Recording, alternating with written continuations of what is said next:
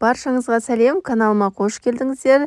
Тәттіні сүйетін жандар үшін таптырмас пирогтардың бірі банан қосылған өте дәмді банофи пай пирогын жасайтын боламыз. Бізге қажетті ұн, оның үстінен салқын сары майды саламыз. Және де оның үстінен қантты саламыз. Және де шым-шым тұз салып, жақсылап қолымызбен крошка жасайтын боламыз. Негізі мүмкіндігінше салқын сармайды қолданған дұрыс. Менің сармайым кішкене бөлме температурасында тұр екен. Сонда да езіп, ұнтақтап шықтым. Міне дәл осылай ұнтақ болуы қажет. Енді осы ұнның үстінен қамыр қопсытқыш, яғни разрыхитель және жұмыртқаның саруын салып, жақсылап қамыр илейтін боламыз. Қамырымызды біріктіріп, толықтай әдемілеп илеп шығатын боламыз. Біздің қамырымыз дәл осылай болып шығады. Енді осы қамырды пакетке салып, жарты сағатқа тоңазытқышқа қалдыратын боламыз. Жарты сағат өткеннен кейін формамызға сармай жағып аламыз, жабысып қалмас үшін. Және де қамырларды ең бірінші шетіне жалғастырып аламыз. Содан соң қалған қамырды астына бір тегіс етіп жайып шығатын боламыз. Егер дәл осындай форма болмаса, басқа формаларға да жасауға болады.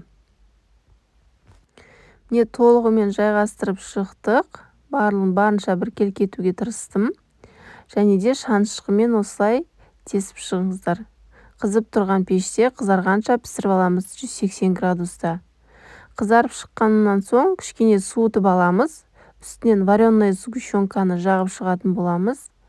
Бұл пирогтар өте тәттіні жақсы көретін жандар үшін арналған десем де болады.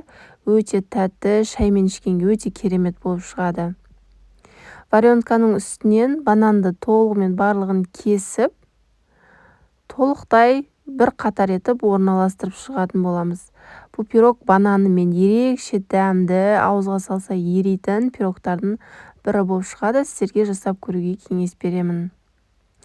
Енді бізге крем қажет болады. Креміне сливки мен сахарный пудраны мискерлеп аламыз да. Енді оны дәл осылай насадкамен үстіне құйып шығатын боламыз. Байқасаңыздар, жасалу жолы өте оп-оңай және де өте дәмді болып шығады. Қалауыңыз бойынша бетіне фрукты, кез келген нәрсе қойсаңыз болады. Мен какао сеуіп шықтым. Міне осымен біздің өте оңай әрі тәтті болып шығатын пирогымыз дайын. Міндетті түрде жасап көріңіздер. Видео ұнаса, лайк басып, төменге пікір қалдырып кетуді ұмытпаңыздар. Егер каналыма тіркелмеген болсаңыздар, тіркеліп, қоңырау белгісін басып қойды ұмытпаңыздар. Назарларыңызға үлкен рахмет, сіздермен болған ләззат.